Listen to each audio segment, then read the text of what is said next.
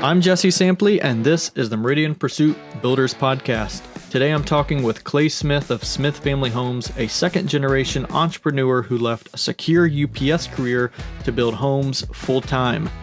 Clay talks about surviving the 2008 downturn, focusing on quality over volume, and why strong communication and accurate budgeting have shaped his reputation and what he hopes the next generation of builders understands as they step into the industry.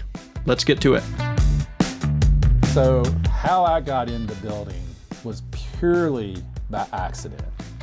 So I thought I was going to buy the master commissioner, the repoed houses, bank repossessed homes, and I had bought one. So we were going to remodel, and then eventually, the 5-year plan was to redo these, and then hopefully get into little starter homes and build, up to 1,500 square foot vinyl houses. Well, and then I was at the time I was commuting, so I really didn't need a truck. Fort Knox Credit Union, now it's Abound. They had a F-150. I thought, well, that'd be kind of nice, and it was repoed. And they used to have a repo section, so we made an offer, and I got this truck. And my wife's like, "Hey, you got this house, you got this truck." I'm like, "Yeah, we're done." So there was an auction. We were living in a new home, and there's two brothers, and one of the brothers had died young. He got cancer, and so they were selling all their land, all their lots and everything. And there were some lots in our subdivision. So I was leaving, and it was a Saturday, and at the time I was really pretty shy. If I didn't know you, I didn't talk to you. And now they say I don't shut up. They always try to take the keys before we go into a big place. That way they can leave. So I go to this auction, and they're holding it down across the road from us. So I go over there to where the land auction is, and promise my wife I'm not going to buy anything. We're tapped out because I don't know what we're going to be into in this remodel. I'm working at UPS, full time. So I walk in, and I had talked to Greg Hart, who was a builder, lived in the neighborhood. I had talked to Greg one time in my life, but I'd seen his ads. I knew who he was, but I didn't really know him. And there was another person that I had talked to a couple of my neighbors. Again, I'm working, 60 hours at night. I'm sleeping during the day. And I had talked to one or two others, but there was one in particular we had talked quite a bit. And so I went in, and I never will forget just being at the auction and never really been in a land auction, really. But the land seemed cheap, to me. I had nothing to really base it off of. Nowadays, I would know to the, dollar what it was worth. But back then, it just seemed like, man, that seems incredibly cheap for land. And so I looked around, and I thought, part of my friends was like, I don't know a damn thing about building. But I knew Greg was a builder. And then I'm thinking, man, I just bought all this stuff. And, if you spread it out, the risk is down. So I was like, we need several partners. We had a partnership. I could learn how to build, and but we spread the risk, and then now my risk on this development would be way less. So I looked around and said, hey, I just looked at the whole crowd. I said, because a lot of them were neighbors, and I said, I think we need to buy it all. I said, who'll go in with me? And so everybody just kind of looked around like I was crazy, and I focused in on Greg. And so I knew I needed Greg, because what am I going to do? I don't know what I'm doing. And so I talked Greg into, while the auction's going on, now this is a live auction. So I'm in the process of trying to keep the bids going and talk people into going in with me. And I knew this other gentleman, Mark McCoy, and I looked at Mark and I said, hey, you need to go in with this, because I knew he had some kids. I think we can make some money here. Let's go in together and let's buy some lots. And so one of them had left. I said, look, they're going to be gone while we're trying to bid. And so I negotiated at the auction, not with two individuals I barely knew. And so that was the start. And so I talked them into it. And as the neighbors after the auction, we ended up buying 3 lots that day. We ended up combining 2 of the lots into one big lot. So we bought 3 lots, and the neighbors walked back, and they yelled up at my wife as they were leaving. She goes, how'd the auction go? I said, well, your husband's down here starting a business. He tried to get us all to buy, and he got 2 of them. He just bought, the land. And I come up, she goes, what have you done? I said, well, I guess we're starting a business. So we started a company that day. We decided on Rineyville Homes. So we ended up building 2 houses. Greg built the first house, and Corey Zaring and Bridget Miller had a buyer, and we ended up having it sold.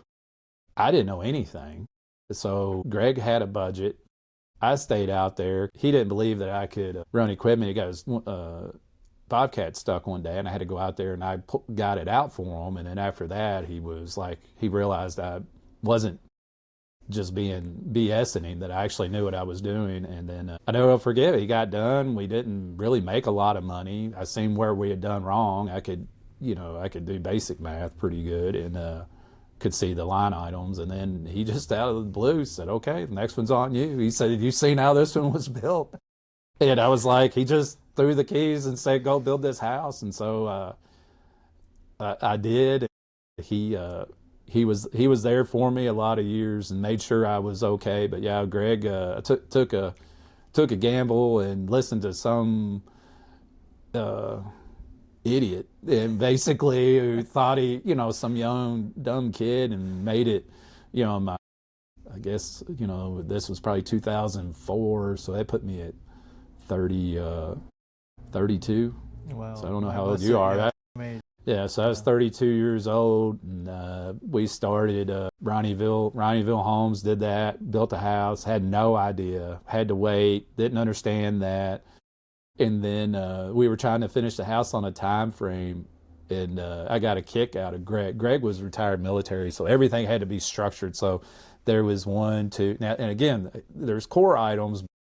Greg, if there was something that it could be 21 and 22 could be flipped, not in Greg's world. It all had to be very structured. So Greg didn't handle things. So I was trying to get the house. And so I'm working at night. We had those things called Nextel phones, which were horrible. They're like walkie-talkie. If they ever come back, don't do it. That was horrible. That was a horrible existence. It was a nightmare. They would hit alert on me, and I'd be working. I might be up on Mondays. I would get up Monday morning at 7. I wouldn't go to bed until Tuesday at like noon or 2 o'clock. So I'd be up, on 30 hours plus. And so then I would say, hey, whatever you do, don't hit alert, because the thing won't shut off and it'll wake me up. And if I see daylight, I'm awake. Like, I don't go to sleep. So if I'm only asleep for 30 minutes, that's all the sleep I'm getting. Like, they would swear to me they wouldn't do it. And every week, I swear, I would have the alert hit, and they would ask me the dumbest question. And they would start it off with, I can do it this way, but that's really stupid. I can do it this way, and it's way better. I'm like, well, then do it that way. Why are you asking me? Like, why is this? Well, this is really idiotic, but I can do it this way. I'm like, why is this? When really they're like, yeah, 50, you already maybe. know the way you want to do it. So now I'm awake, but we got, when I would go over to that house, when we got towards the end, Greg was able to get it sold because it was a spec home, and I was anxious, and we're trying to get it done. And so I went over there with a cooler full of soft drinks and pizzas, because I had every crew. It was just like a extreme home makeover going on. And so I knew I had to be there to keep the peace, because everybody's, you got the plumber, the painter, and a trim guy all trying to get in the bathroom at the same time. And it just doesn't work, Sounds like the beginning of a great joke. So you're in there trying to keep the peace, keep people from yelling at each other. And so you're in there all night, and we got so close, and there was a plug on the counter that failed. And I was just so deflated. And I never will forget Greg coming over there. I said, man, we ain't going to make it. I said, I thought we were going to get there. And I was just devastated. It was my first house, and I didn't make the time. And Greg was like, at that point, just looked at me and said, Clay, look at this. He goes, how are you? He goes, I don't even know how you're managing all this. He said, all these people are getting along. He said, look at what you've been able to do. He said, you're focusing on this one little thing. He said, it wasn't your fault. He said, you've done everything. He said, there's no way we would be a month away. He said, I thought you were insane. He goes, you quit dwelling on that. He goes, you're going to be okay. And I never will forget that, but I never will forget just being that. But then that is the first house that I got the first problem, and the lady was devastated because all of her cable didn't work. So I had to go over it before I went to work on a Friday night at like 9 o'clock at night, 8 o'clock at night, trying to figure it out, only to find out it wasn't. It was just a minor little glitch that the cable company didn't understand, and it was just a little wire on the coax. And so we fixed it, and she wouldn't even, I had to make her get up, said, no, you're going to go look at the TVs that you're so worried about, because only one of them had a bad picture. And it was the silliest little, in the cable, it was Comcast then, now it's Xfinity. They were so apologetic. He said, I am so sorry to do this to you, and that we got it fixed. But that's how I got, that was how I got into the business. And I think some of the chaos kind of, because, the people say, like truck drivers, they got a lot of sarcasm. Well, you got a lot of time to think about it. So you think, oh, they are quick-witted and they got it all. Well, he only thought for a month what he was going to say to you if you said this. So he's played it out for 8 hours. So don't give him as much credit as you think, because, I had a lot of time to think of things. And so so that's how I got there. Oh, fascinating. This is our 20th year in business. We started out, we were going to do smaller homes, more smaller spec homes. I was working at UPS at the time, wanted to get out of there. I was driving trucks over the road for them, didn't like it, really had a passion I thought I wanted to build, and we got into it, and they started kind of morphing it a little bit bigger. Now we do really not, I would say either a nice move down or move up executive style. It's home, I would say. Most of them are ranch homes, 1,800 to 2,500 square foot, usually a basement, and usually a walkout finished basement. Price points vary from, usually on their land, starting at about 450, 500,000 on up to $1 million. Usually we don't go over $1 million with everything, but typically so it varies a little bit. We kind of look at the quality of the project more than the size of the project. I was going to ask, why the difference? Is it a different clientele once you hit a certain threshold? Yeah, most of ours ends up just who walks in. We try not to, and maybe, I know it's hurt us on the lower end that people think we only do high-end homes, but that's not the case. That's where the market, we kind of try to follow the market and where the market is, and that's where, if we don't do a lot of spec homes, but then when we do, we try to really listen to what the market's saying, where the area is in our region, and that's where we try to go. And you say this area, is this Hardin County, Elizabethtown? How far do you go out? Yeah, mainly Hardin County. We'll go to Meade County, LaRue County in our area. Usually from where we're at, as you can tell, we're pretty close to I-65. So about a 20-mile direction is about what we try to keep it. We're doing our first one in Bullitt County after 20 years. We've been close. We have done some in Breckenridge County, but our bread and butter has been Elizabethtown. Okay. Is there anything that you do real specific every job? If it's a faith-based company, they'll bury a Bible in the concrete. They'll write scriptures on the studs. Is there anything like that where it's, from job to job, you either do this with your clients, you offer it, some sort of a ceremony? We'll do, we offer a groundbreaking is probably the biggest thing, and we ask them as far as we'll post them on Facebook. Well, first thing we ask, or even in some of our contracts, we'll write in there, hey, we have, that we're going to be putting this on social media. We want to make sure we don't infringe on anybody's privacy, because and for the most part, we've only had a handful. One in particular is just like he really didn't want it posted, and we respected that. It's like, hey, I get it. It's not for everybody. So we were good with it, but we'll ask if they want to do a groundbreaking. Some people with a shovel and come out and take pictures with them and make sure that we try to make it a big moment for them. But that's probably the biggest thing that I would say we do as far as ceremony wise. And you said most of the people, this is their second or third home? Yeah, I would say we do get a few. We have a handful that have been their first home, but most time it's their second or third home. Most time they're moving up, but we do get the occasional where, hey, they're moving out of a really big home. They don't want the big home anymore, but they want a really nice smaller home. And the smaller home they're coming from a 5,000-6,000 square foot house and they want like a 3,000 or 4,000 square foot house, or even maybe a little smaller, but they don't want to compromise. And that's kind of what You probably know exactly what they want. those clients know exactly what they want, and they know what it costs. That makes it nice, because if you get the first time home buyer, they can be great, but it's a learning curve, because they don't understand the cost of what, they see something and they're like, hey, that's what I want, and they're like, hey, I want you to copy that, and you're like, well, it's expensive. And so we run into that. But when it's the other way and they're moving down, for the most part, they know. There's not a question of, it's just a matter of, hey, how much do I got to write a check for that? You said you've been doing this how long? Smith Family Homes has been here. This is our 20th year in business. We had started before that with a group of another builder, and so we've been doing home building for 22 years now. I've been around. I started out with my dad doing dirt work and demolition work when I was younger, so I've been around heavy equipment literally my whole life. What did your dad do? Well, my dad was kind of an entrepreneur. He did a little bit of everything, but he had that spirit, and it come from, my dad and a couple of his brothers were the same way. But Dad worked at Ford Motor Company, but he always had one foot in, one foot out. He hated working in a factory, but he always had something on the side. We would run triaxle dump trucks. We had a radiator shop. We ran full time. He had somebody that ran it. He'd run it at night.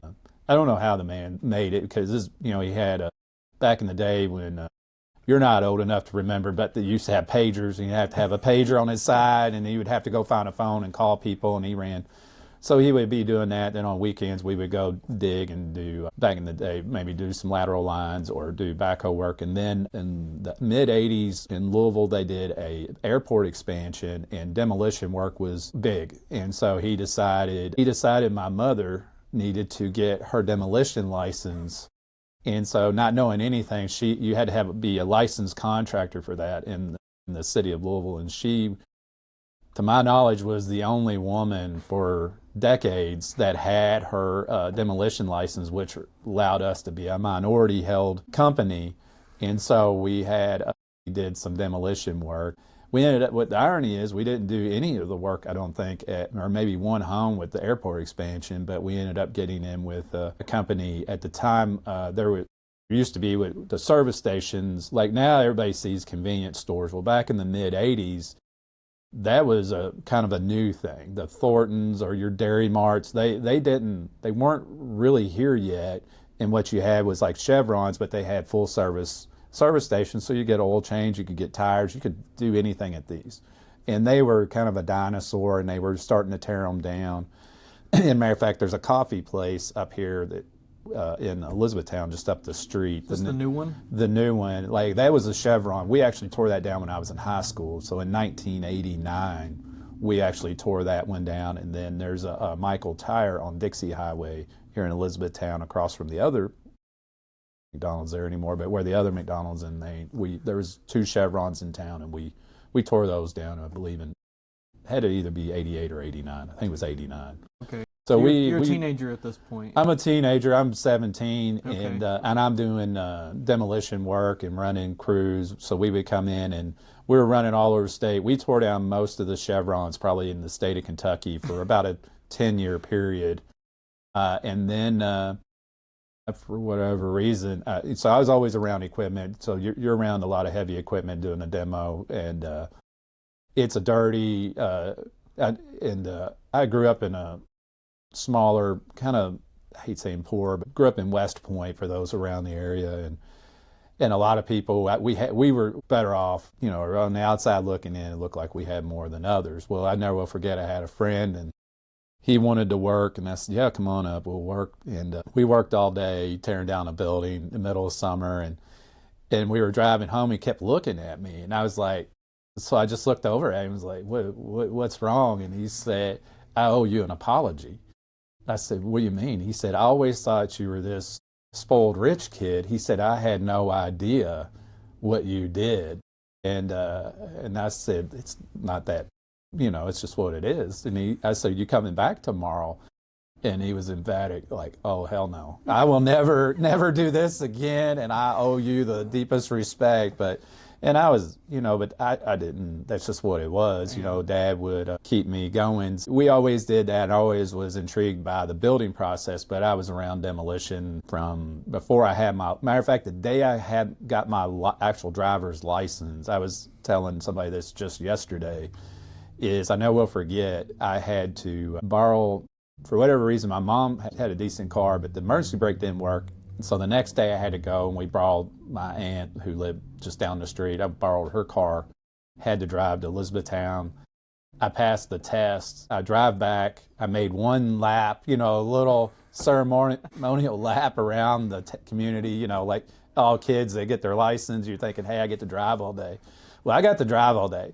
But it was different because I had to go to Preston Highway up in Louisville, and I got yelled at because I was late. He had it figured about the time I should be there, and then he had a dump truck waiting on me full of construction debris, so I'm hauling trash. I'm literally, my license is still warm in my pocket, and I'm driving a dump truck that afternoon, and that was getting my license at 16, and Dad seen it as a new, now I can move the equipment, which he already had me doing stuff with my permit. Matter of fact, the local police came to the house and said, hey, Mike, everybody knows Clay doesn't have his license. He only has his permit, and he's supposed to have a driver with him, and Dad thought that was just crazy. He said, the boy can drive. And so it was kind of things like that would go on that my dad just, rules didn't apply too much. He thought I was more than capable, and he had a whole lot more faith in me than I did, is the only thing I will say. Or I had a similar upbringing on just that's like a lot of responsibility early on, and it grows you up, and it's, you pretty much, it puts you in a really good place to whatever you want to do next. So, what did you do next? Did you go straight to custom home building? Was it spec? Was it rental? But how did you kind of make this transition?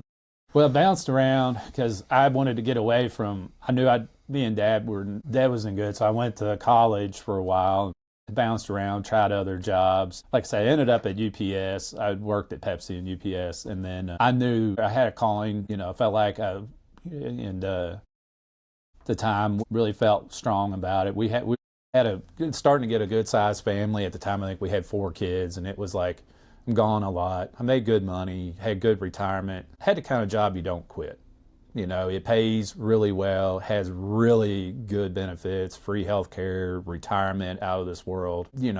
Basically in that field, you're making, it doesn't get any better. So it's hard to walk away, but for me it wasn't, because I'd seen my dad had one foot in, one foot out all those years. And so I knew if you're going to do a job, you have to do it. So for 2 years, I struggled with that. I worked both, which, I was working 60 hours at UPS. So I'm working 60.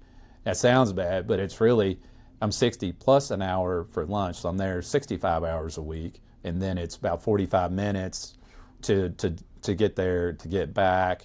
Because where did you live? lived in Elizabethtown, so I'm having to drive to the airport in Louisville, and then a lot of times I had an hour. So I could be, and if I was on call, so they could call me, imagine doing this interview, you get a phone call, hey, we need you to go, we need you to go with this, on this run to Denver. Or, hey, because it's not just I'm going to Tennessee. I mean, so a day track could be about a 600-mile radius. So if you took a pin and circled 600 miles, anywhere in that radius, I could have to go overnight. And then I've been as far southwest with UPS as Phoenix, Arizona, Boise, Idaho, for Napa, Idaho, actually, as far as northwest, Chelmsford, Massachusetts, and then down to Orlando. So, and then just start putting dots everywhere, and I've been there, with them. So I've been Utah, Denver, been to Minneapolis, been to Wisconsin, I can't tell you how many times, Texas, Arkansas. So I got to see a lot of the country, whether I wanted to or not, and sometimes not in the most idyllic situations, So nothing like being called out in March, there's nothing going on. Then all of a sudden they call you, like, hey, we got a job. And like, hey, where's it going? They said, you're going to the Northeast. And I was like, hey, man, I'm watching Weather Channel, there's 3 foot of snow. There's a blizzard. I said, yeah, that's why you're working today, because we can't land planes. I said, they can't clear 2 miles of runway. How am I going to drive there? I said, don't worry about it. I said, well, where am I going? We don't know. So how long am I going? We don't know. Just pack your stuff and get up here. You're going in a truck. And then my boss explained, said, I don't care if you get stuck in a snowbank in Cincinnati. You've got to get that truck and leave. And so it's a little you said you did aggravating. This for 2 years? I did that for 6. For 6 years. I did 6 years, and then for 2 years I built and did them both at the same time. So I was doing that. And what did you build? Back then I was building spec homes only. We weren't doing custom. So about 1,300 to 1,500. And that's where I thought my life would be, in the smaller crawl space, not nicer home, a little bit better than a starter home. But that's where I thought, hey, I can build these fairly quick. This is late 80s? No, this is early 2000s. Okay, early 2000s. Yeah, so this is in the 2000s. I'm in my 30s. Okay. So when I started, and then, so I'm building 2, 3, 4, trying to build 2 or 3 at a time. Did your dad give you some of those delegation skills as far as, running crews, having multiple, I mean, you got to be pretty organized for all that. So Dad, it was interesting that when I was growing up, Dad would inadvertently give it to me so I could process certain things, probably, I don't want to say better than Dad. Dad always, when we were in demolition, the bad part was Dad wanted to save everything. And I was about efficiency. So we would have a crew up on the roof trying to save all the plywood because he could resell it. And I'm the guy before spreadsheets, putting a spreadsheet together saying, hey, we've got this many man hours. This is what we're selling the wood for. It's not, we need to get it down. It's more efficient. And so I'm the one over in the sidelines screaming, and then Dad would have us on the roof doing things that weren't really, definitely not OSHA approved. So when Dad would leave, I'd have most of the crew come to me and want me to run it as a 16-year-old. I mean, it's kind of weird having 30, 40-year-old men come to you wanting you to lead the way, wow. As a 16-year-old. And it happened more, really wasn't ready for that, Obviously had more a tendency and a kind of a knack for just can see things, yeah. Like how to make things work. And you see it with other people that, I think the best thing I could do is find the talent, know where to put somebody and understand, and I understood that I don't have to be the best person at that job. I just got to know who it is or how to be efficient with it. And that's what helped me. And I had to know how the job was. And I learned that from Dad. It's hard to tell somebody how to go do that, or you got to do it yourself so you have an understanding of what it takes. So then you can, if it's an 8-hour job, yeah. Or is it an all-day job? Is it a 2-hour job? So it's something that they're not lying to you. And that was probably the one thing that Dad told me that was aggravating as a kid. Well, he'd have me do jobs that, there wasn't YouTube. There was no Google, there's no nothing. And he's just like, yeah, there's nothing showing you how to do things. He'd say, go fix this plumbing as a 17-year-old boy. And I'm like, I have, like he said, here's a plumbing box, go fix it. I'm like, I have no idea. So I'm out there trying to figure out how things work. And I was mechanically inclined, so I could usually figure it out. I'm not saying it was the best, but I could get it there. And he would just always say, I was like, why are you doing this? He said, I hope you're very successful and never have to do any of this, that you can pay somebody. He said, but you need to know what the worth is to that job. Mm-hmm. He said, that way you know what you should pay or what it's worth. And then that way, if you have money to blow, somebody's not taking advantage of you. And it paid off, because there was a lot of years I had to do it myself because there was no money to pay somebody. And now that there is, it's nice to know, like we still deal with that. Is, hey, I know what that costs, that I'm not willing to pay that. Or sometimes we've had a few, not many, where you go, hey, that's a lot more. You're not charging them. So 2000s, this is kind of a critical time for you. You say, okay, I'm putting one foot either in this or this, but what? Yeah. How do you, I guess, have the courage to make that step, or did you have enough proof that the building side, the spec homes, was really working? I would say a whole lot of stupidity. It goes a long way. It goes, there was a builder Back when the recession hit, we would have meetings with people about custom building, kind of leapfrogging, but he would tell people, they would say, yeah, we're talking to Smith Family Homes, and Jerry Phillips would always tell him, so yeah, he's got to be the dumbest guy I know. He quit a job making all this money with UPS with no headaches, and now here he is. Yeah, they're great people. And Jerry was always, did it in a joking way, and he meant it, or as a joke, but he liked giving me a hard time because it was a tough time. But just, I looked at it as I could sit here like my dad for the next 20 years. And when you're working, and then it was kind of easy too, because when you go 2 years of trying to work, not every week was it 90 plus hours, but there's a lot of weeks I was hitting 95, 100 and something hours a week. And it's a lot, and it takes its toll, even though none of them were real. It was the least physical time of my life as far as work-wise. Up until I went to UPS, I always had some physical jobs, so it kept, weight down. I felt physically exhausted, but now I'm getting mentally exhausted really at the first time. And then the added pressures. And it was just like, I didn't see the end, like, it wasn't fulfilling. There's one thing in life that I tell my kids is, if you find something you really like, you'll never work a day in your life. And the money really won't be a big thing. And I don't mean that, hey, you're going to make millions. What I mean by that is you won't have to have things. Most people I know that have to have that new car, or that they go out and buy a Harley. They're 50 years old, never been on a motorcycle in their life, and they go out and buy a Harley. It's usually because they're not happy with where they're at. And so and I wanted them to know, like, hey, you can be very content with a really nice used car, or you can do these things. But if you're not happy, if you're not happy with who you're with, if you're not happy in your job, life is going to be difficult. I don't care what you make. You can be making more money than anybody on the planet, and you're going to be miserable. You're quickly going to forget how much money you make, but you still have life that you have to live on a daily basis. Yeah, does it make life easier? And yeah, you can have that moment of gratification from that new boat. Yeah, without a doubt. But the truly happy people are the ones that, find their passion. Building is that your passion? Was it was it gravity? Was it just like, this is always kind of pulling at me, of just like, man, I just feel, you kind of said earlier, I was called to it. At the time, the pasture we had, I couldn't tell. Like, I just knew there was a reward.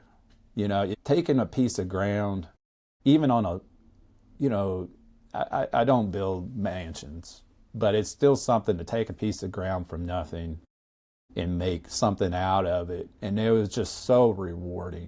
And at the end of the day, that stress it had a worth to it.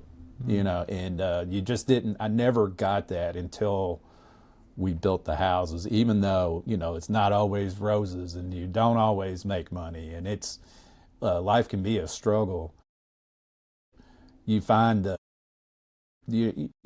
I just knew, I mean, it was, even the day, and just to be kind of frank, I never will forget, we were building our personal house that we're still in.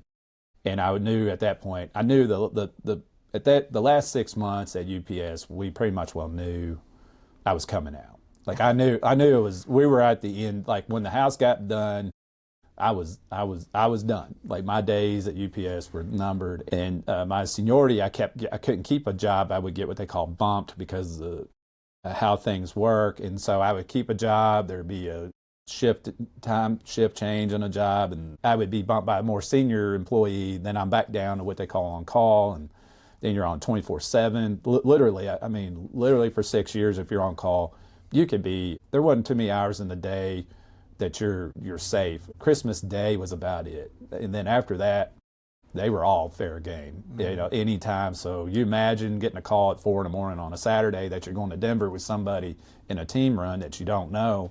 It's a little nerve-wracking, and so I was just done, with that part of my life. So you probably had that bit of momentum too, of just like, hey, not only am I ready, but I've got momentum behind me because I'm so done with all of this. This was it really made it it really was an easy decision to leave.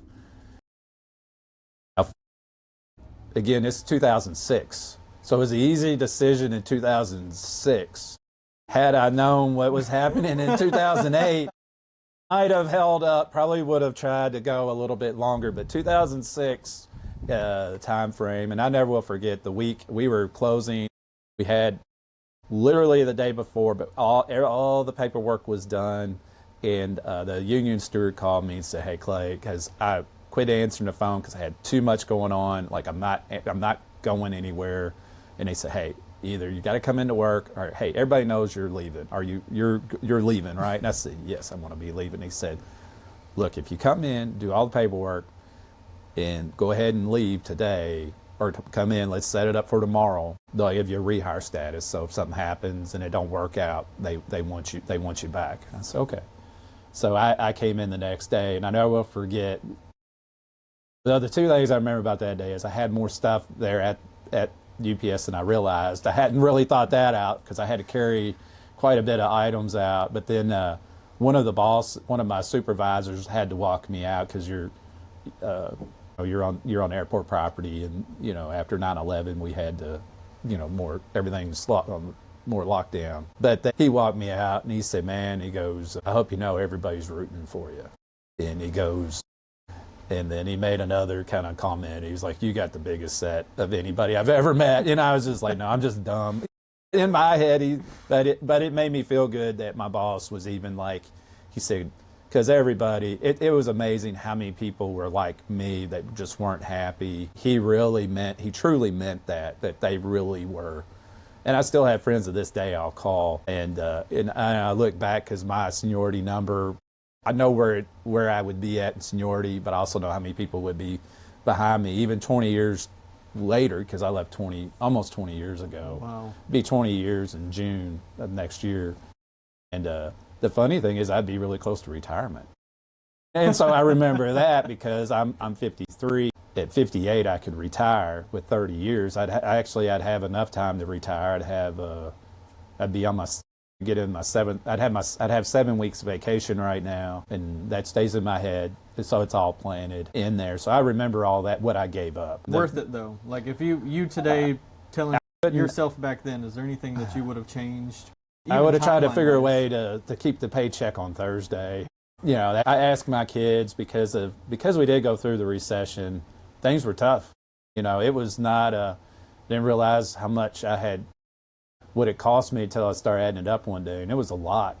And then so all my gains were, gone to make it. And so a few years later, I asked one of my oldest daughter. I said, should I have stayed? Maybe should I have just stayed at UPS? And again, because I worked nights, she was like, "Dad, you were like a zombie." She said, "I had my dad." And then that's when I knew I did the right thing. Because I still miss stuff, but I was there. Yeah. And it's hard to be there when you're in Utah. And back then I would have days where I'd have to call my wife and talk to him and say, "Hey, I'm about ready to go through this zone in Utah. My phone don't work. I'll be able to call you tomorrow." Because sleep and so or I'm going to be in this area, so my phone won't work for 4 hours because you can't find a provider that could give you today's world. And I haven't been out there, and that's part of the problem. Like we want to go see the country, but I'm like got so many areas like I don't ever want to go there again. Like I've seen that part of or I'll go, but I don't want to see the interstate. Maybe you go with Starlink. I want to be able to have access, or maybe can we do it by a plane? But yeah, so I come in at a good time, and so I got to see kind of what it could be, but then I got to see the horror of the other side of it. What was the main struggle during that? Was it the supply and demand issue, or was it the capital issue? I mean, what was kind of the main? Oh, it was everything. Yeah, so you're in the middle of probably since the Great Depression, it was probably one of the most horrific times to ever be a builder. And a lot of guys, a lot of companies, they didn't make it. And I'm looking around, how are they going down? And how am I making it? I mean, and it's in the back of your head, but but the mentality for me was I'm going to do whatever I got to do to make it. So nothing was beneath me. We go build I built a deck around an above ground pool. I mean, we're going to do whatever it takes to make it. And failure, I knew I had accepted that I might not make it, but it wasn't going to be from effort. I was going to give it. I was all in. I knew it wasn't going to be. I wasn't going to just throw my hands up and go, "There's nothing I can do," because I had stuff, I had tools, and I had the means, and that's what I did. Did you have anybody on payroll, or was it you were still working with a lot of subcontractors at that point? We had a couple of guys that were on payroll. 2000 until 2009. 2008 was just had transitioned. We had kind of seen that 2007, 2008 time frame. You were starting to see a lot of guys were sitting on a lot of houses. And I never will forget, there was a builder, my wife said, "Hey, they've got 28 spec homes." And at the time we had 5. I was about to say, so you still weren't doing a whole lot of custom homes. Not doing, yeah, the transition happened we had done one. We had done 1 or 2 spec homes, or custom homes, I'm sorry. But we had done a custom home for like somebody my wife knew. Had got into that, and it was just kind of like, I looked around. We were still trying to do spec homes because that's what a little bit easier. And then I never will forget that day. She came in, was like, "Hey, they got 28 homes, and they're still building." And then she said, "That's crazy." And then it wasn't a month later, she said, "Hey, I think we're going to have to build another spec home because there's no money. We haven't sold any." And that's when I looked up and I just said, "Hey, we can't build it. We're going to have to come up with plan B, because they're going to wreck us. Like, we're going to have to quit building spec homes." Because all your capital is tied up in that Just home. everything. Yeah, you got capital and you don't have no money coming in. So, it's hard, the banks only let you draw so much, so you're not drawing out full value. You got 80% sitting around. So lucky, we had, the one thing you got to remember, you didn't get here by yourself. And I try not to ever forget the people that helped me get here, whether you mention them daily and you realize in this world, it's a group effort. It's really hard to say, "Well, I did this. Well, I didn't do this. We did this." And that's a better concept of what happens, especially in this world, in any business. I don't care what business you're in. You can't make it. You're not going to make any kind of success unless you have a team approach and understand that somebody had to believe in you. Because if you're selling something, somebody had to believe, whether it's your customers, everybody, at some point, you got to have financial backing of some sort. They got to believe in you. And you got to have their support. You got to have clients. If you're doing something, you're selling it. If you're in business, you're selling something. I don't know what it is, a service, commodity, whatever it is, you've got something you're selling. So you got to have clients. So in some way, you got to have all these people. You got to have the distribution. You got to figure out how that's going to happen.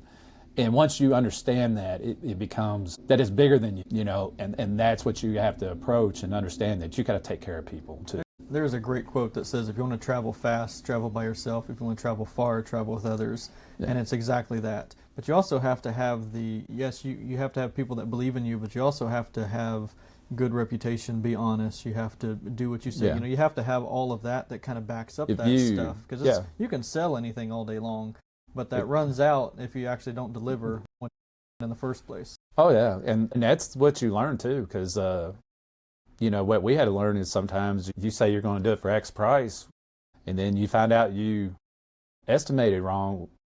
You're still doing it for X price. Never happened, I'm sure.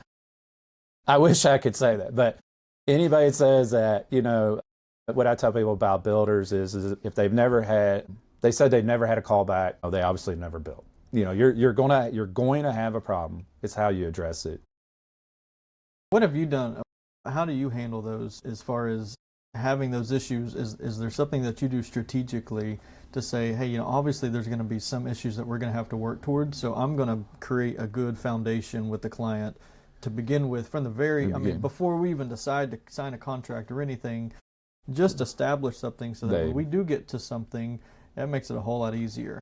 Well, we have a multi-layer system here. Right now we have a gentleman that's our project manager, and then my wife, and she does the interior.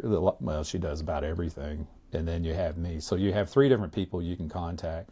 And then before we sign, we tell people like, hey, if you're bidding 3 builders and say, we're builder B and you got builder A, and you keep telling me how great builder A is, but you're going with me because we're $5,000 cheaper, I just tell them, look, there's so many moving factors and there's so many costs on building a home. We're basically, in essence, we're the same money. And I know people go, oh, you're $5,000 cheaper. I'm telling you, I'm not.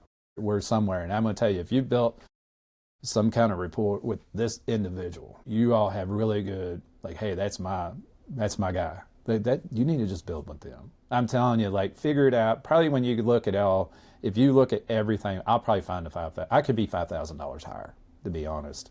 But because my budgets, I might have you less in appliances, I might have you less in your cabinets, and by the time it all shakes out, you're really close. So if you feel comfortable, that's where you need it to be. You need to be with those people, because that helps. And we try to keep everything, and we run a really good budget. My wife does a great job. I estimate, we go over it, we sit down, and when she goes and we do selections with clients, I feel like that's one of the bigger things we do. We're known for our energy efficiency, and how we build our houses. But then the second thing is we give you a budget. Probably some of the biggest fights we have is if say we're building your house and there's something that's over budget, I'm getting yelled at, like, where did I miss the estimate? Like, hey, because we should have had a better job. And so we analyze every line item or every invoice that comes in, or where did we mess up? Because if we messed up, even though you had it, there's been more than once where we'll eat it. Now if you did it and you asked for upgrades, now that's on you. Do you have like a per diem or like a certain budget per item or different phase of the house? We have, most of ours, we call it a fixed price unit, but you have a lot of parts. It's really kind of it's kind of a hybrid of the two. So you'll have about 15 or so items. That would be your flooring, trim. The things that we say you can change. The one caveat to that would be your lumber, because lumber pricing can vary. So it's probably the most up and down. So we do have that as an allowance, but like the foundations, we do them in-house, and that's what it is. I bid it, that's what it costs, and if I add a few feet, unless you just want something completely different, we just have that price. So we try to keep everything as simplified as we can. That way we're not arguing over every little nickel, but the things that count to most people, we try to have those as allowances, and then we go over it. So we're constantly watching our budgets, and those line items we do. I feel like that's a big game changer between us and a lot of others, is that we're that. I won't say that we really focus on keeping that accuracy. That was my next question is, what are some of those differentiators from you and other people? There's not many of us. There's 1 or 2 other companies that probably do as much work as we do. We do a lot of work in-house. We're doing a lot of our own design work right now. We're not afraid to spend money. My son just left here, the GPS system, so we're not afraid to spend money. So we're locating things that might make us quicker, maybe not save us money, but some things aren't.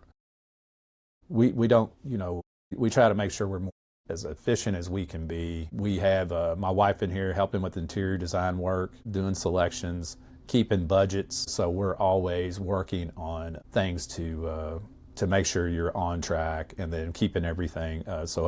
Keeping going to selections is a big thing we do, because we found that helps keep the client at ease on what they're picking is the right items, that they don't feel like they've been abandoned. And then the backup, like, hey, like, we want you to call. Do I love every call and 1 year warranty stuff? No, but I have people call me for 5 years down the road asking questions about the house. But I try to answer them best I can if there's something that we can do. We just had one, they've been in the house 7 or 8 years. Their basement, they were quoted $6,000 because there was a leak in one of the walls. And I said, that seems awfully high. This is how it was built. You really don't need all this stuff they're telling you. And I said, hey, call this gentleman, get a quote. And I said, I'm not so sure you don't have that warranty on. So they had a $6,000 quote. I gave him a gentleman's number. He quoted him over the phone and said, hey, it'd be $600. So it went from $6,000 to $600 to, then they called the company. I said, I think there's a 10-year warranty. And lo and behold, they said, yes, he's right. You have a 10-year warranty. They came out and fixed it for free. So by them making that call at 8 years, they got their basement, the wall where it was leaking a little bit of water, they got it fixed for free, and versus the $6,000. And so that's what we tell people is don't be afraid to call. We're not necessarily going to be might not have the answers you want, but I might be able to give you some answers. So it's been so they really do appreciate that. Well, yeah, I bet. Yeah. So and give you a little bit, say, hey, is that how you mostly, I mean, even from 20 years ago till now, how do people hear about you? Is it referrals? Is it, how are you kind of you've got a great product, you've got a great system and everything, but now how do people know about this? We've had really good luck with one, Facebook ads. We have realtors. Corey Zaring's one of them. She just listed our house, and she's been here for 20 years. She'd be one of them that's been a big part of the team that helped us out when things were through the recession years. We helped each other, got through it.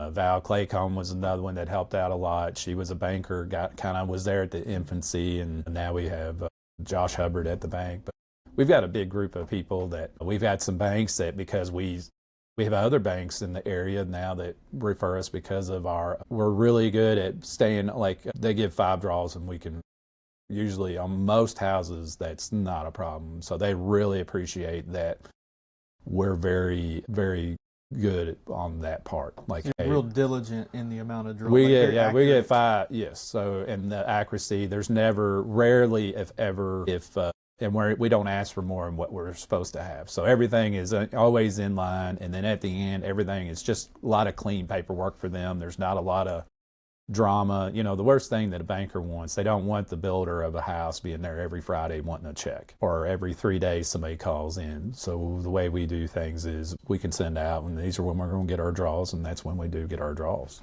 And so it's a big, we didn't realize how big it was until talking in the last couple of years that not everybody does that. And so after you get told that by numerous banks, it starts to click in that, there's times it gets tight, and people will go, say you're waiting on a draw, and it's, typical draw can be $60,000 to $120,000.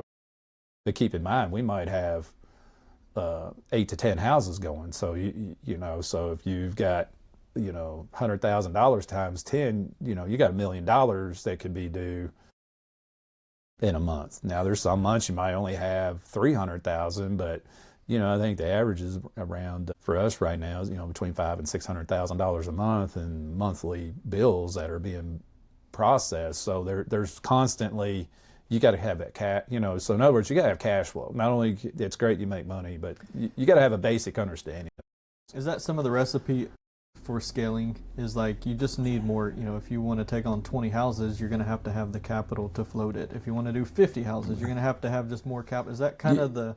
You're gonna have to have the people, to have good people, and you got to have the subs that can understand not only what you can do, but what can your subs do, and then having a healthy balance. And for us, that's probably been, we've had opportunities to get bigger and we haven't done it. Why because is that? People, we do so much in house. It's, can we get bigger? There's been times and then the fear of losing the quality, because you can't. It's really hard to walk that line, and we struggle. As you try to get bigger, you're trying, like, it has to be the right conditions, and we just haven't had that perfect spot hit us yet. And then the last couple of years, we probably had that. I probably could have built 3 times the amount we did in certain years. I mean, it was crazy. But the problem was, couldn't get product, couldn't get labor. There was no labor, there's no land, there's no, it's not feasible. And so it's like, you wait for that moment, and it's the most disheartening. It was very tough to know that, hey, I can build a lot more. I could take my business to the next level, but it's physically impossible. There's no there's nothing I can do. I don't have the labor, and I don't have the materials. I don't have it. You cycle through a lot of subcontractors. You keep No, 'em- so you try to do right by them, keep them. we try. We've had some, and they try to take care of us, and sometimes you have love-hate moments with them, but all in all, I'm trying to remember, my electrician's probably one of our newer. Framers are probably harder to come by. I had a framer we really liked, but he decided to get out of business years ago. That if he was still here, he'd probably be doing my work today. My wife especially doesn't deal well with change, and then we like things a certain way. I don't think it's overly difficult what we want, but it's not like we're over the top of anybody. But once you get everybody that's working the right way, and then for us too, on the flip side of that is, we know what they expect. Our guys know something goes wrong. I know I can get it. Like, it's not going to be a problem. Like, we're going to get it. It's going to be resolved. And that's a big, big thing for us. It's not only, yes, everybody wants the best in every position, but ultimately that doesn't mean you got the most efficient, and that's what it's true. And you go build a car, you can go get the best performance, and you get a car and it doesn't run as good as this other one. It's because it's got to be the best for what you have. And that's what we see is these guys, ladies, that they do. I want the one that's going to stand behind their work. Kind of transitioning into, how you position yourself. You say you do some Facebook ads, good relationship with banks, which you have those relationships because of the way that you do business. Real estate agents. What are some other areas that you have seen work, or maybe you've tried and it did not work? We've tried different avenues, some marketing, odds and ends, and I won't say none of it that we've had horrible failures. Probably the ones that we were hesitant on, that I didn't think would bring anything and they didn't, would be like the ads in restaurants, the sponsoring of youth, and we knew that going in, that it probably wouldn't amount to anything, and it never did. As you're young, you'll be the first one to raise your hand, and then after you do it, then everybody starts hitting you up wanting sponsorships and telling you it's only $450. So then you learn after the first one that you don't raise your hand, and you just let the new guy, the new kid on the block, let him sponsor as much stuff as he wants to, and then 2 years later he's looking at you going, "Man, I feel like an idiot." Like, yeah, they will wear you down, but you don't get anything on it. But it does help the community. But like the ads on the, never got anything. Like, for what we do, I'm not a realtor. I don't sell cars. Like, the people don't buy it. Cycle too. Yeah, look, we get 12 people. I need 12 people, and that's what I need. I need 12 quality projects. We don't even look at a house. We look at quality projects, because what if somebody wanted to come in and do a $500,000 remodel, or a $200,000 remodel, or a $50,000, $100,000 deck? That's a good quality project. Now, I might count it as a half project, but that's a good project. And so that's what I would rather be involved in, because I'm not a numbers guy when it comes to housing. And most people that are in the custom market, they're all going to be where I'm at. Like, it's there's guys that they do 50 houses. Good for them. It's probably not going to work for us. And we had to accept that this is how much we can do. We think we could add a little bit more, and we could when the time's right. But that's why some of those marketing campaigns they wouldn't be a good one for me, because I don't need everybody from. And then what we find is most people, they need a house. Well, you start talking custom. Well, then they might want a track builder house, or they want the biggest box they can get. Well, that's not who we are. I'm never going to compete with them. I've noticed in our, just that we work with a ton of different clients, and there's some core foundation stuff that's like a good website that presents really well, of like, okay, these people are legit. It's like a basic trust. And then are they easy to find, and is there some social proof? Online, that stuff is Google reviews, Facebook reviews, things like that. The next thing, especially someone's local, is then they're going to go to someone local and say, hey, what's the reputation? Ask their banker. And you can't fake any of that stuff. You can for a little bit, but like, you still, all comes back to, you've got to do exactly, you have to have that reputation and deliver on all your promises to be able to have that backing for people to consistently say good things. Not like, oh, I asked 5 people, and half of them said they had a great experience, and the other half said it was horrendous.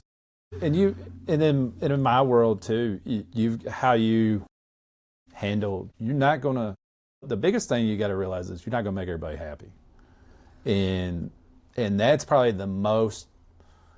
And now the people I haven't made happy that watch this will probably say that he's so full of it, but it's not. It's probably the most hurtful is that when the first time it happens, and then when it happens, and luckily it's only happened a handful of times, and through the 20 years. But when it happens, you don't sleep at night, and it'll really eat at you. Like, how did I handle it right, or what did I do? And so that.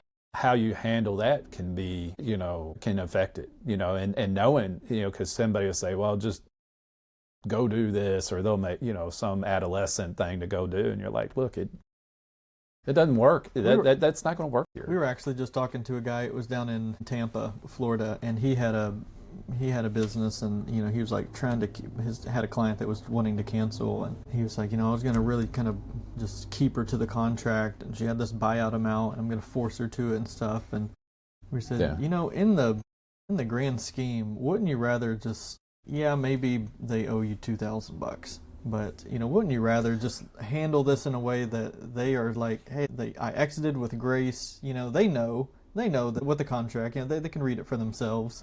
But, if you're able to do it, handle those things deliberately so that the word of mouth is such a stain that you can't really buy back. It's really hard to earn, and that person can kind of be a poison, especially in a small area. Yes, we had that happen about 10 years ago.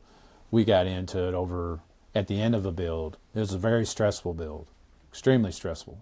And we got through it, and there was a discrepancy on what they owed us, and it was about $5,000, and we ended up getting into it because it was I was stressed out. Like I was like, I'm getting all my money. I'm not eating this money, and if I had to do over again in 2025, just be done. It wasn't worth the amount of BS that went on for 2 years of my life, because then it was this struggle over. It was ultimately, it was just a horrible taste in my mouth that you realize really quick at the end of it that it really wasn't worth it. Like, and then I would have lawyers tell me that, say, hey, if it's not like $50,000, don't mess with it. And then I was like, that's crazy. Like, who can have, like, it's easy to say, if it's $50,000, and they were just picking a number, but like, if it's going to potentially ruin your business, yes, obviously you have no choice.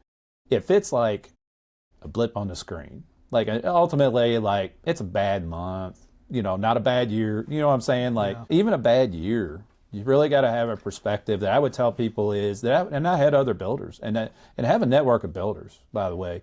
You got to have peers. Don't think they haven't been through this, and listen. Their advice, because they're right, because they've been there, and most of them are telling you their past experience, and guess what? You're not going to reinvent the wheel.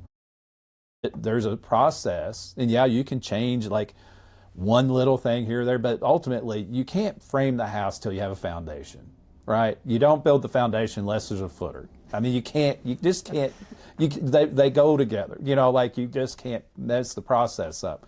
You can get into, well, this can go here and you don't have to do this, but I'm talking the core of the house. And these guys are telling you, and they love to tell you the pitfalls. They'll tell you the good, but most of the time, if you're in a group of your peers, they're warning you, don't do this. Like, I did this, don't do this. And it's amazing to be in that group when you have these guys, and at first you're like, oh, they're trying to scare you. No, they're not trying to scare you. They're trying to warn you. They're trying to make you better. Are there some key things that the new home builders out there that are listening to this, are there some key things that you would pass along to them? Don't get bigger than what you think you can afford. You'll get humbled really quick in this business. Being a builder right now is kind of, you see a lot of new builders getting in, and so the intrigue, or you feel like you're somebody, like if you go into a bank sometimes, you like, hey, here you are. But also been as quick as that is, I also remember 2009 when you walk in the bank and everybody turns around, they don't want to, that money, you can have great credit. But, what people got to realize, the banks get in trouble too. And sometimes it's not you. So you have to be ready and understand that things can change in a heartbeat. And so you got to be prepared. Always, never forget that things, where you come from, things can change. And probably the biggest thing is don't think you're better than the market. Like if the market, always watch market conditions. Even if you're a custom builder, and as crazy as it sounds, unless your clients are all paying cash, guess what? The market conditions affect you too. Because you can bid a house, and if it's a big house 2 years down the road and these people are getting financing, guess what? That house might not finance, and now all of a sudden it is your problem. So you got to be prepared, because not everybody pays cash, and at least not around here. So you've got to understand, have a basic understanding, and don't be afraid to leverage a few things, but don't be careful what you do. Understand what you're doing, and don't get too much land. Don't get the things that are going to eat. Like if you're going to have rental property, make sure that it's that your rates, that your affordability, because in 10 years, and understand a lot of things are a long game. That's probably the hardest thing everybody's got to realize is, especially in the rental side, is you're not getting it tomorrow most of the time. Is that a good strategy to kind of collect, as you going through your building career, is to kind of collect these rental homes as a bit of a safety net? I think it is, personally, because that's what we know. I'm not a stockbroker. In 2008, give you an example, I thought that in 2009 that they weren't going to let the automotive companies fail, so we put money in Ford, and then I went GM. One was a win, one was not a win. They did let it fail, and it did go bankrupt. So GM stock, luckily I didn't put a whole lot in there, and I didn't have a lot because I was paying for everything, but we made enough to help cover a couple months worth of rent. So I knew then, I really don't know the stock market, but I know the housing market in Elizabethtown pretty good. So I can walk, there's not too many places I can't go. I hear a number on a house, I know what it's worth. And so that's where my strong point was. And so for me, that was it. And if something goes wrong, I knew it wasn't going to zero, but I know GM stock went to zero. But I know with that house, what I can do with it. Yeah. You also said it earlier too, but also relationships. Make good key relationships with the bankers, with the real estate agents. Those people probably be a bit of an ambassador for you as far as spreading. They can be your, and you had talked about it like, hey, you do everything you say you're going to do, and that's what I tell my boys and all of our guys. Hey, this is what we're going to do. And my wife, it's the golden rule. Yeah. You tell somebody you're going to be there on Monday, you're there on Monday. Or if you're not going to be there on Monday, you're calling them going, hey, we got a problem, and we try to call them on Sunday. Like, hey, I hate calling you, but we're not going to be here. In my world, communication is the biggest miss for people. So people will have a great website, they'll have a great Facebook ad, they'll do all that, and then we get everything to, either a phone call away or an email away, and then that person never follows up. It's we have we try to make it our biggest thing right now is communication. You call us, we get back. My wife on Facebook, you message. It's my wife. If you see anything on there, if you say, hey Clay, that what you put out on Facebook looked great on Smith Family Homes, it was not me. I don't even know what's on there. I don't even look at what we have most days. I'll just be honest. But the one thing she does is communicate. Now I have one, like for me, I realized the other day I messed up. There was one lady, I thought I was getting her a bid back. I knew it was a little higher than probably she wanted to be. Actually, I got it lower, probably close enough to where she thought. But I had a few little things. I forgot about her, and it's been a month. How do you think that's going to go over? Probably not well. Now, I still got to call her and apologize, and I might be able to save a little grace, but I know I messed up, and I've got to reach out, and I know I'm reaching out, that I've got to, whatever trust we had, I've got to rebuild. Yeah, but you're also going to be, you're going to own it too. That's part you got to. Is when you make a mistake, you got to own the mistake, and you're going to say, I recognize this. This is what I'm going to do to make sure it doesn't. Yeah, again. and you do it and don't let it happen again, because there probably won't. And then you know what? She's going to tell 10 people, and you got to realize that. And yeah, communication, understanding. I mean, just in the days you don't feel good, you're probably still, even if you're at home in this world, you can probably text something. You can get something out. Hey, I'm sick. It doesn't take a whole lot. For us, again, if you love it, make it work. Yeah. You're going to make it work. If you're just in here for the money, it's going to be a rough ride somewhere. And we've had a couple of them have some rough rides. They found out the hard way. If you love it, you're going to figure it out, and you won't mind it. We're at a point of right now we're doing our first ground. We've bought several developments and have been through at different phases, but we're on our first ground up right now. And I was telling my son just last week or week before that we were out there, and I was like, it feels like it did my first builds. It was coming back to me why I did this, and I can see the vision. I can see where the houses are going, and this is a full development. This is a full subdivision. Yeah, and it ties into one here locally, but it's exciting, nerve-wracking. It's got it all. Like, hey, did I mess this up? And so you've got all the things that I remember from 20 years ago happening. So it's I've got that excitement, but then you go somewhere and you have a house, and then there's a problem, and it's funny because it doesn't tear you up, but you're kind of numb to it. So like it could be the most idiotic thing that happened, and you got somebody that's tore up, and you realize it's going to suck, or you're going to fix it. And sometimes, most of the time you just got to stop. That would be the one thing. Is if the biggest thing I learned years ago was I used to say, it can't get any worse. Well, that's a crock. Because it can go, I had a day and it just kept getting bad. And I said, well, it can't get no worse than this. An hour later, I got another call, and it just kept going. And then I just said, I think I'm going to go home and go curl up in the bed and cry for a couple hours. I don't know if I cried, but I went home, and and there was all these Mount Everest in front of me, and I was like, good Lord, God, what have you done to me?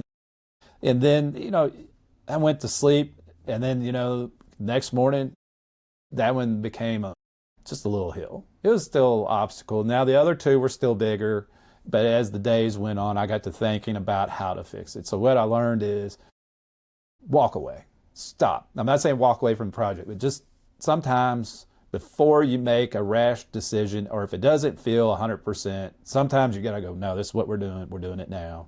But have an understanding, if you're not 100% confident in the way to fix it, back up. Just back up, because you're probably making every time wasn't sold, there was a reason.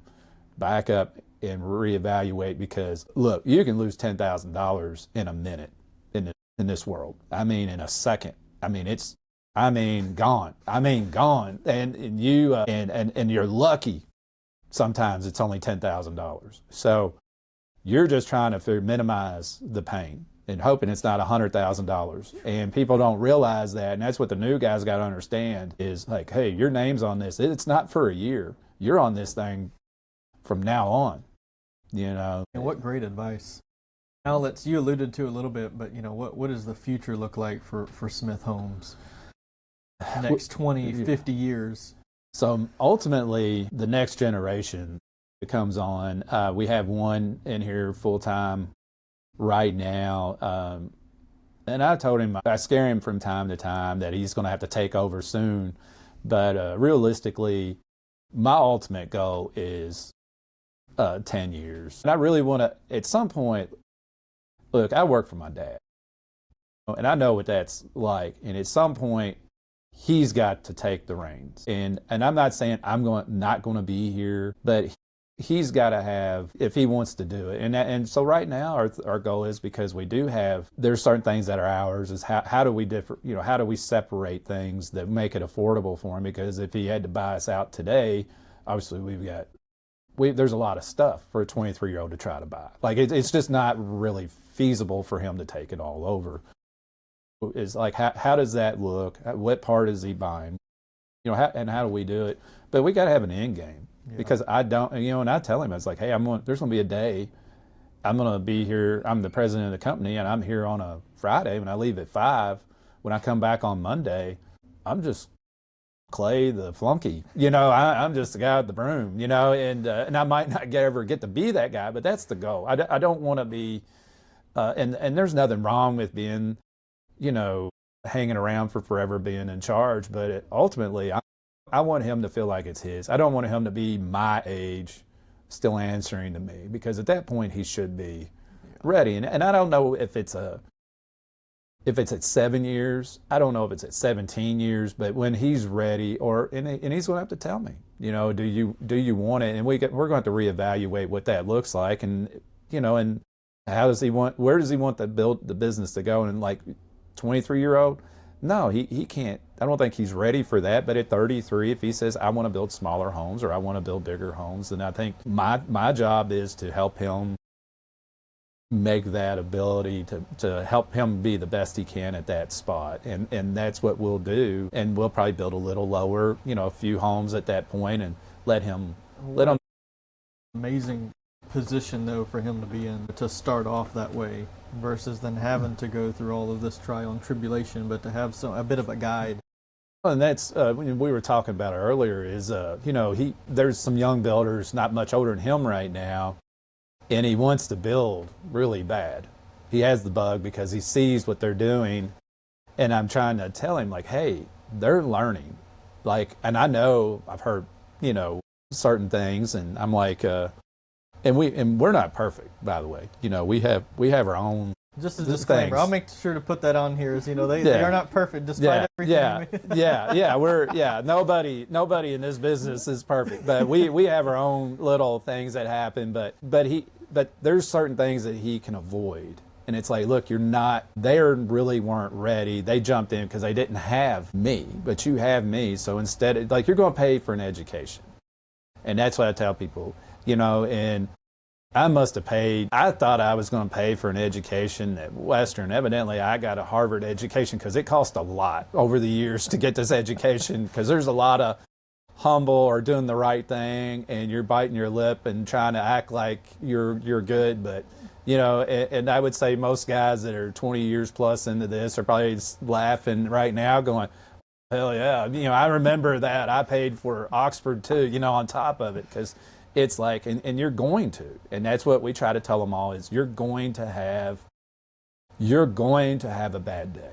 There's no in between. There's going to be that day, and it's going to get you. Or you're going to have a client that doesn't do what they say, even though you did what you said you were. And you're going to have to learn. A wise man learns from his mistakes. A wiser man learns from someone else's mistakes. Yes. And so that's what I want him to be here and to learn. And why should we both pay a penalty? Okay, you go out, and then I'm basically probably at this age going to be backing him. Then you mess it up. Well, then I got to pay basically double. It feels like. So I just soon be there and be able to say, no, we're not doing that. Yeah. Now at some point. And that's where I want to be able to hopefully be here for him, because I know I don't know everything. I just don't. I've learned from experience on what not to do, but he's going to bring value to the business, and I've got to understand that and allow him the ability to do that. And I would be doing him a disservice if I made him wait for 30 more years, which would there's 30 years between us, so he'd be 53, still not able to take the reins. And at some point, he's going to have to learn, like I did. He's going to have to learn the hard way. Yeah. And hopefully, I can be there for him to help him understand that it's going to be okay. But you're going to have to get up. You're going to have to work, and you're going to have to do this, and it's going to suck, and it's not going to be fun, and you're going to get through it, but this is how you're going to do it. And I hope I'm here, and I'm not going to be able to do that for him if I wait until I'm gone. And I see that sometimes. You see guys, they stay and they don't have them. They think they got them ready, but they're not going to be ready till they do it. And they have to be able to fail. You have to give them the room to fail, or to just decision making on their own. Yeah, and that's where we're at right now. You got to fail. Exactly. I mean, those are words almost out of my mouth. Like, I want to be here when you screw it up, and I don't want to gloat. I'm not here. I want you to and I want to, He did it the other day on a small thing, and I got on him pretty hard. But he showed up on a Saturday. He didn't understand but instead of telling me, Dad, I've never done this, he just said, yeah, I know what I'm doing, and he didn't. And it didn't amount to a hill of beans. So it really was only time. But now we were able to go back in, and I showed him how to fix it.